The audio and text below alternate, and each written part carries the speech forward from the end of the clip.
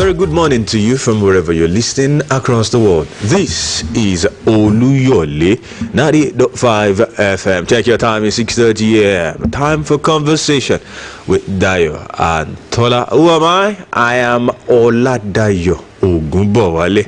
And I'm Tola Teriba. Good morning. Thank you for joining us. And you know this is how we do it Mondays through Saturdays, 6:30 to 7:30 a.m. right here on your darling station, Oluyole 98.5 FM. And conversation with Dayo and Tola, we give you news you can use, newspaper review with top-notch analysis, and of course you get to contribute. This is a network program which is broadcasting live on the radio network of the Broadcasting Corporation of Oyo State. You're listening to us via Oluyole 98.5 FM, or you might be listening via Agility 92.1 FM or Okiogo 96.3 FM. It's one and the same BCOS. Thank you so much for joining us. A very good morning and October 1 shout out to all our online audience on Facebook, facebook.com/Oluyole 98.5 FM, or Twitter at Oluyole FM. On those two platforms, we're streaming live audio visual as you can see what we're doing.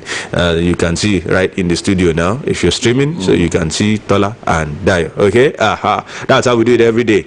Check us out also on Instagram at Oluyole 98.5 FM or Radio Garden or Mixler. That's the online radio platform, mixler.com/Oluyole FM. The website of BCOS remains the same, www.bcos.tv/listen. Today is the 1st of October. 60 years ago, Nigeria got independence today. Today. 6 decades ago. And bid farewell to the whites, the Britons, and said, no more, we are no longer singing. God save the Queen. It's now God save Nigeria. So how far, how well have we fared? Nigeria is 60 today.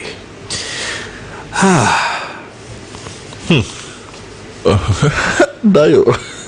Even Google is celebrating Nigeria, as in Google. I mean, if you check Google search now, you can see the eagle in Nigeria, whatever, green, and they put 60. So Google is actually celebrating with Nigeria. The whole world is celebrating with Nigeria. But inside us, we know that well, Dayo, we've not done too badly for 60 years. No, it's not been all bad, actually. It could let's face it. It could have been worse. Definitely. Definitely. But we had, I mean, and we still have massive potentials. We've had opportunities. Some blown, some exploited, some. There was an avoidable civil war, but that war could have been avoided. And conflicts here and there, things that are really avoidable, really, if you ask me. Well, today. We'll be listening to Mr. President at 7 a.m. and we'll be listening to our own governor, executive governor, at 7:30 a.m. right here. It will be simulcast on TV and radio, so you get to listen to Engineer Oluyole right here on the radio network of the Broadcasting Corporation of Oyo State. And as you've been told earlier, at 10 a.m., His Excellency Engineer Oluyole will be live in the studios, interacting with you and everyone, as long as you're in your state, indigenous or resident, wherever you are in the world, you can connect with the studio. In due course, we'll roll out phone lines. There are specific phone lines, specially prepared for today. And for the young guys, I have good news. There's a WhatsApp line. No. If you can use WhatsApp, don't worry. You won't have to compete with those babas on the phone. Yeah, there's a WhatsApp line. Okay. Governor came prepared this time around. Okay, so stay tuned to conversation with Dayo and Tola. We go straight to the papers. I have a copy of the Punch newspaper. I have a copy of the Nigerian Tribune. Very bulky. I don't know about yours. No, it's bad day time. Bad day Nigeria. Quite bulky. Afenifere Ohaneze, fault structure. ACF demands referendum on one Nigeria. You have Rider, Nigeria practicing unitary system fraudulently called federalism, says Afenifere. Nations compromised federalism, drawing country backwards, says Ohaneze. North, not afraid of restructuring. can't be intimidated, says ACF Secretary General. That's on page 2 of the Punch newspaper. And also from Nigerian Tribune, the Nigeria 60 interview series, that's the third part now. Nigeria not a failed state, says Abdul Salami, as former military head of state. Our political class is the biggest danger to economic progress. That's coming from Professor Pat Utomi, the renowned economist. And with 250 ethnic groups, inclusivity will continue to be an issue. That's coming from Femi Adesina, presidential spokesman. Wow. All right, you have manufacturers' outstanding dollar demands. It 729,450,430 US dollars. That's on page 59 of the Punch newspaper. Also on October 1 protest, police tried tighten security nationwide, worried to address nation 7 a.m. today. Now, Atiku Tinubu Kwande Lekwot chart new path for Nigeria. Our federal government says Nigeria's unity remains unshaken. Lagos cancels Independence Day parade. Reposition your government, PDP tells Buhari. And Nigeria yet to find its bearing, Afenifere. Well, you have the Federal Executive Council ok's 13.08 trillion naira 2021 budget estimates. That's on page 59 of the Punch newspaper. Court strikes out suit against Osun Deputy Chief of Staff. That's on page 24 of the Nigerian Tribune. I was wondering how they're going to be. Yeah, we took that story yesterday. Federal government lifts Emirates ban as UAE begins Nigerians' visa renewal. Page 72 of the Punch newspaper. We killed 50 kidnapped victims over non-payment of ransom. A suspect confesses. That's on page 25 of the Nigerian Tribune. Wow. So you killed them? 50. And did their dead body pay ransom? No, I'm transferring the message to the next victim. It's unfortunate. Appeal Court nullifies IG's recruitment of 10,000 constables. That's on page 76 of the Punch newspaper. Right, insurgency, Bruno governor wants what? Dayo. Chadian army. Bruno governor wants Chadian soldiers to complement Nigerian army. Thus far, it appears it's only those guys that know how to handle Boko Haram. Wow. It's unfortunate that we're saying this. It's unfortunate. I feel it makes me look unpatriotic, even saying it. Not because I'm the one that wrote it, but even reading it. We're in Nigeria, for God's sake, giant of Africa, really. So, and we have to be calling on the Chadian army. Even though the time the Chadian soldiers. Of course, that is why Mr. Governor of Borno State is referring to them. The last time they came, they dealt a massive blow on Boko Haram. Massive blow. I'm not sure they've recovered. I wonder they actually blame the Nigerian army for being unable to sustain those successes. Very unfortunate. That they achieved. You know, the Nigerian army has not been in his good books recently. Anyway, we'll do for commercial break. When we're back, we'll take more headlines. Don't go anywhere. The Global Youth Leadership and Girl Child Foundation, in partnership with the Broadcasting Corporation of Oyo State, BCOS, presents the 6th International Interdisciplinary Conference on Raising Girls' Ambition, RAGA 2020. Theme, Advancing Women's Career for Sustainable Development. Date, 13th to 16th October 2020. Venue, virtually via Zoom and also in person at the International Conference Center, Lead City University, Ibadan. Calling on academics to submit abstracts and papers. Calling on young women between the ages of 18 to 25 and above to apply for Women Business Ownership Program for the prize of up to $10,000 by Rachel Chanel Clark Globalization Program, USC. Secondary school girls aged 12 to 16 are to submit essays, creative arts, and enter for debate and quiz for the grand prize of 50,000 naira for each competition. Conference fee for virtual 5,000 naira, in person 15,000 naira, and for secondary school 1,000 naira. For registration, contact 0815-271-9250 or bcoscommercial@gmail.com. You can also contact bcosmajor@yahoo.com or visit BCOS Room 5, Iliakede, Bashorun, Ibadan.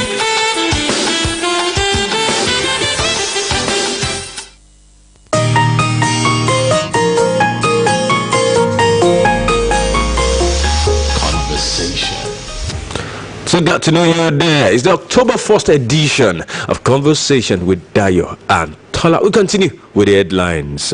Last salary FG paid our members was in June. As you know. So the last time they collected salary. Doctor, don't let me mention her name, but she knows herself. You need to confirm this. So the last salary you collected, ma? Okay, well, okay, was in June. Federal government paid last in June. I'm just hearing this. What the madam you're talking about? She doesn't get paid by the federal government. The madam gets paid from GSMD. I understand, but as members of ASU, they will understand what is going on around. I mean, what goes around comes around. She can confirm. She should be able to confirm to us. I know she easily identifies with ASU. I mean, June, sir. This is October. Wow. Okay. Page 74 of the Punch newspaper. This says a lot. Last salary federal government paid our members was June. Says us. I know somebody's asking that. Were you working anyway? Okay, but that's not my job. Not for the money federal government to decide. It also says that strike won't be suspended until outstanding salaries are paid. ASU replies Ngige. You know, Dr. Ngige was confidently saying that they will be resuming pretty soon. Maybe they want to pay the backlog of salaries, and Dr. Ngige feels that would induce ASU to at least suspend the strike. Maybe that's what he's getting at. I don't know. Maybe. That's an assumption. Maybe. He has his ways anyway. He's not quite confident. He has his ways. Trust him. I mean, you can go and sleep when he is handling labor matters. It may not happen easily, but he has his ways. Well, we hope they solve that. Everybody's reopening. The economy. I mean, the educational sector. It should not be federal government universities that should be shut down right now. Something needs to be done about it. 5 years after tenure.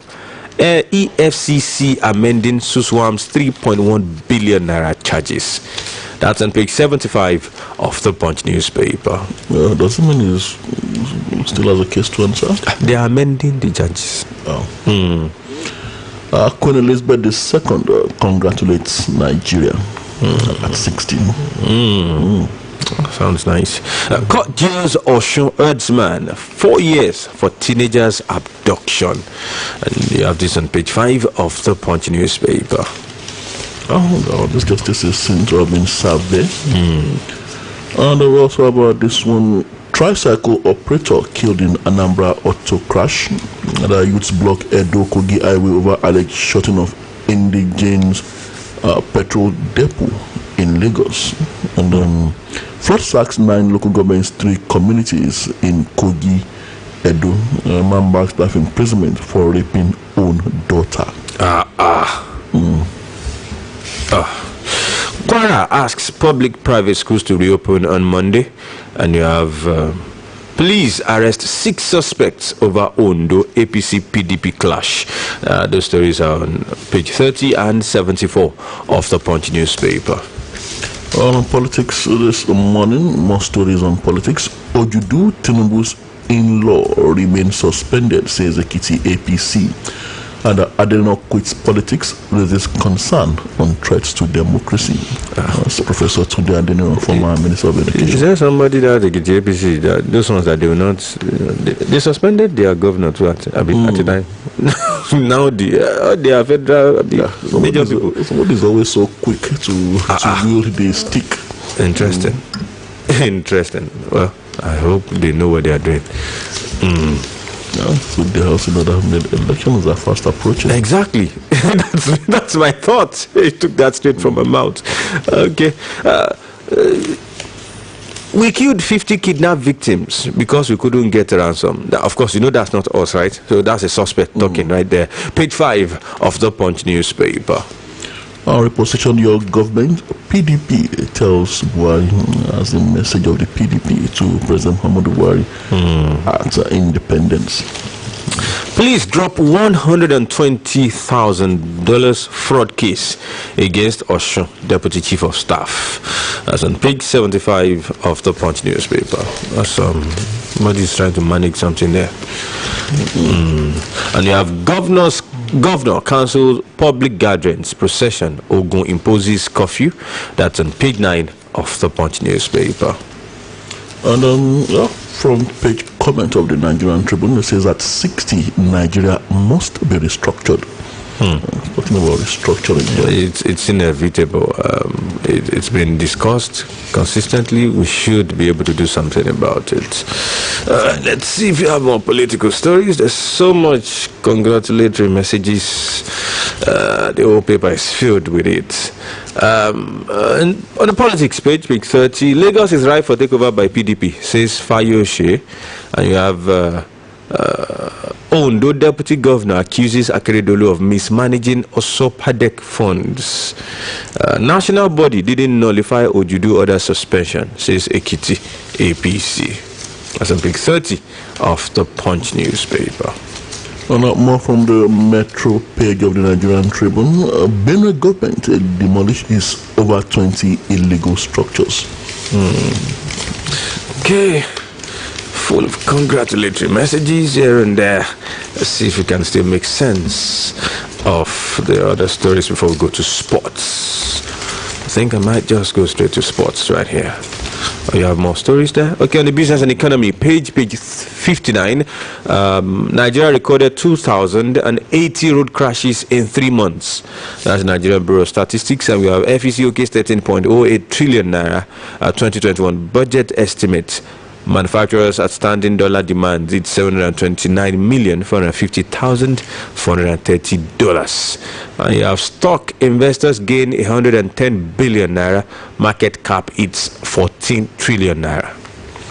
Page 59 of the Punch newspaper. Oyo approving statement of 41 SAD Lautech staff. Talking about the universities that time, talking about ASU. These ones have their jobs back now. They were sacked. As 41 families smiling. Sacked unjustly by the last administration. I'm happy for those people. I mean, really. For whatever reasons, that especially with the way things are in this country, and I think their salaries have been paid about 5 months. 5 months, yes. That's how you need to know how they'll be dancing in those homes. In a time like this. Wow. So as if they want jackpots. I can assure you, it's a very good one, and kudos to Engineer Sheyi Makinde for doing that. That is a very good one. Promises fulfilled, promises kept. Right, so let's see if we have more stories. Insecurity. Zulum tax federal government on military's collaboration with Chadian army. Well, we took that the other time. As NGF delegation visits him, reps call for sack of service chiefs. Airstrike kills cause of terrorists in Lake Chad. And court dismisses suit challenging Buhari's appointment of 21 judges. Page 26 of the Nigerian Tribune. On page 72 of the Punch newspaper, Senate Bill 6 first line charge for the SWF. And you have MPA chairman urges stakeholders to fight waterways insecurity. That's all on page 72 of the Punch newspaper. You have Supreme Court judge's appointment. Lawyer drops suit against Buhari, and the EFCC gets ultimatum on ex-Lagos Speaker Ikuforiji's trial. Clashes. Reps demand boundary demarcation between Nasarawa and Benue. New Emir Zazao Kingmakers to rescreen 13 candidates. Other stories on page 74 of the Punch newspaper. We're good to go. Doesn't seem to be much on sports in the Nigerian Tribune this morning. Okay, it's all about Nigeria, actually. All about Nigeria. On the sports page, just a couple of stories right here of the Punch newspaper, page 77. Nigeria at 60, we've been unfairly treated. Lament Olympians, athletes. And here, Fulham sign Lukman on loan. Benue honors Onazi Odega. That's on the sports page of the Punch newspaper. You also have Serena withdraws from French Open. Adesanya eyes third fight in 2020 after Costa win. That's about that from the sports page of the Punch newspaper. Time check 6:51 a.m. Destination time 7:30 a.m. Still conversation with Dayo and Tola. We go straight to the meat of the news. Right, it's Independence Day. This one says, when October 1 protest, police try to tighten security nationwide. And the Nigerian police have warned against planned protests and rallies being championed by activists and pro-democracy campaigner Oluyole Sowore, among other self-determination rallies by other groups scheduled to hold today. In an action christened National Day of Rage Against Oppression, Sowore asked for some days been mobilizing Nigerians to take to streets to protest bad governance, poverty, inequality, insecurity, banditry, terrorism, corruption, unemployment, high cost of living, increase in petrol price, and hiking electricity tariff. The build up to today's action had sent Sowore via his Twitter handle at Yele Sowore call on Nigerians to join in mass protest against poor governance and ask for rights to free, quality and compulsory education and health care. In another action to protest alleged killings and bad governance, some Southeasterners are expected to yield to the call by the indigenous people of Biafra, IPOB, to sit at home today. However, Deputy Inspector General of Police, State Police Commands in various statements warned Nigerians against such gatherings, protests or rallies which they termed illegal. October 1 protest, police tighten security nationwide. Page 4 of the Nigerian Tribune. You know, the revolution now, protesters have been saying it, that they will be having a major protest today. I was even surprised. The Commissioner of Police in Lagos actually outrightly warned them not to protest. And I'm like, hello? There's no law against protest. You're supposed to even protect them. Well, there is the fear that such protests could get out of hand. You know, talking about perceived frustrations and grievances among the Nigerian people, among the public at the current situation of things. So they would, I believe the police on their part would rather not allow those protests to hold. So that we don't see ourselves. Not against the fundamental human rights. There's a way you can give them protection, and in fact, that's even their job during the protest anyway. That's it. Just be there. They do their stuff as long as they are not using any weapons or they are not disturbing public peace. But then that would be an international embarrassment to Nigeria, don't you think? I mean, that there's a protest on Independence Day in the international community. Now, CNN, BBC, Al Jazeera now reporting that. You need to know how many people protest in front of the White House every day, or the United Nations. But really, it's a different ball game altogether. They do. Those places, they don't protest against poor electricity. They don't protest against the bad roads. Protest is protest. I'm actually just looking at it from the point of human rights. You have every right. I mean, for example, now we can decide in the studio now to carry a placard. You can imagine, so everybody's streaming it. Will see. It's a choice. It's a choice. Was it CNN I was watching yesterday, and one of the presenters actually put up a card? It was 2 or 3 days ago when the report filtered out that President Trump paid only $750. And so while they were discussing, one of the presenters actually held up a postcard, $750. He didn't say anything. He just held it up. And of course, the message has been passed. You understand? You are talking about a more matured democracy. I know, of course. You expect me to do that here. I won't want to do that. But I'm just saying that really, it's a right. And what the police should do, actually. Some states have actually declared outright curfew. So we are not meant to move and all that. Well, we should be celebrating. You understand? That's where I'm going. Yes, people are tensed, but really, gagging. But by and large, I think we should also count our blessings. True. Some actually want to roll out the drums. Different strokes for different folks. Some might really just want to celebrate.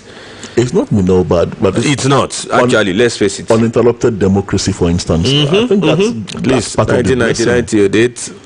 It's worth it, and we are not at war, despite all what I mean, saying ethnic this, ethnic that. At least we are still together, and that's something we should thank God for. It's not been all gloomy anyway. And then another thing, I think aside the hate speech in recent times, which in any case I believe is targeted at specific people. The freedom of expression to a very large extent. That's what democracy offers you. Compared to other nations, the things people say, the things people post on social media, get away with it. Honestly, and actually, and to some extent, also the judicial system. People do wrong things.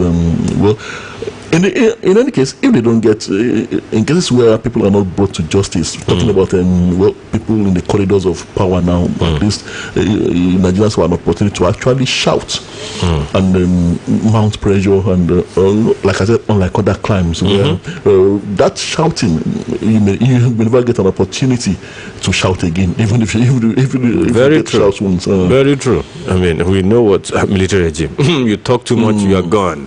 You are gone. Well, we'll be opening the phone lines pretty soon today, and we'll be taking notes of some phone numbers. Will it be at the beginning or at the end? I'm not allowed to say. But some people will be receiving something from us. So get ready and prepare to connect with us in the studio. We have just one phone line today, and that will be our 080-550-09850. It's not open yet. Calm down. Be calming down, small.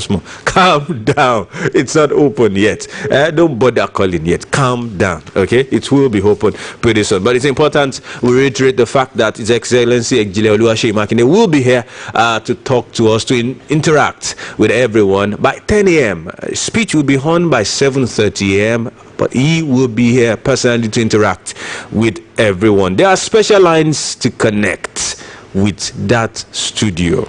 You want to write it down. 090-716-06375. I'll take that again. 090-716-06375. That is one of the lines that you can use to connect and interact with our executive governor here in your state. Another line is 080-8623-9846. I'll take it again. 080-8623-9846. That's the second line. Here's a third line. 070-8682-5197. Again, 070-8682-5197. Now, here's the WhatsApp line for the young guys. I promise you there's a WhatsApp line. Yes, there's a WhatsApp line. You can send WhatsApp or SMS to this line. Don't call the line, please. This line is strictly for WhatsApp or SMS. 090-40-98-4523. 090-40-98-4523. That last line is strictly for WhatsApp or SMS. Use these lines at 10 a.m. Only at 10 a.m. Don't start calling it now. 10 a.m. Okay? Thank you so much. All right, we'll go back to the newspaper review. We'll take one more story and then we'll open the phone lines. Afenifere Ohaneze, fault structure. ACF demands referendum on one Nigeria. What a day to talk about that. Some people want to ask questions. And that, should we be discussing this now? Is this the time for it? You want to say something? I think it's instructive at this time. This is the day, after all. We are looking back at where we are coming from. And, so questions like this should come up today. Events in history, what happened to past constitutional conferences. It's our plan. People are still calling for sovereign national conference. And the difference between sovereign national conference and the constitutional conference and what we've had in the past, and what we've been able to do with the recommendations of those conferences. These are questions, pertinent questions. Well, these guys are asking for referendum. Tempers flared on Wednesday when socio-political organizations assessed the state of the nation in the 60 years of its independence from the colonial bondage. Groups such as the Apex Igbo Socio-Cultural Group, Ohanese Indi Igbo, Afenifere, and the Middle Belt Forum, in separate interviews with The Punch, described federalism as it currently being practiced in Nigeria as fraudulent and called for genuine restructuring of the country. The Apex Northern Group, the Arewa Consultative Forum, in an interview with one of our correspondents in Kaduna, dismissed the call for restructuring, saying it was not well defined by its proponents. The group said the North could not be intimidated. The ACF also said the North preferred a referendum to determine Nigeria's continued existence, adding that various parts of the country could go their different ways if its existence was no more desirable.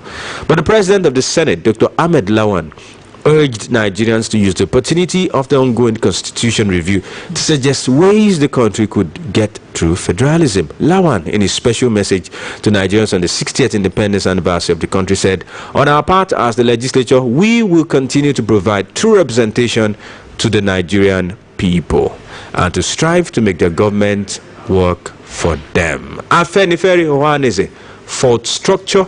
ACF demands referendum on one Nigeria. We'll be joining Mr. President's speech right now. Don't go anywhere.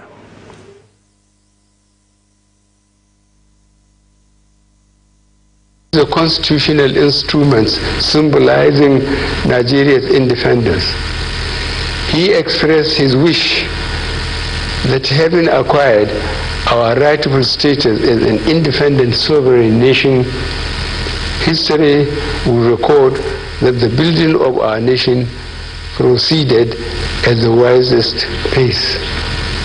This optimism was anchored on the peaceful planning, full and open consultation, and harmonious cooperation with the different groups, which culminated in Nigeria emerging as a country without bitterness and bloodshed. Our founding fathers understood the imperative of structuring a national identity using the power of the state and worked towards the unification of Nigerians in a politically stable and viable entity. That philosophy guided the foundation that was laid for our young nation of 45 million people, with an urban population of approximately 7 million, occupying an area of 910,768 square kilometers. These demographics led to development challenges for which major efforts were made to overcome.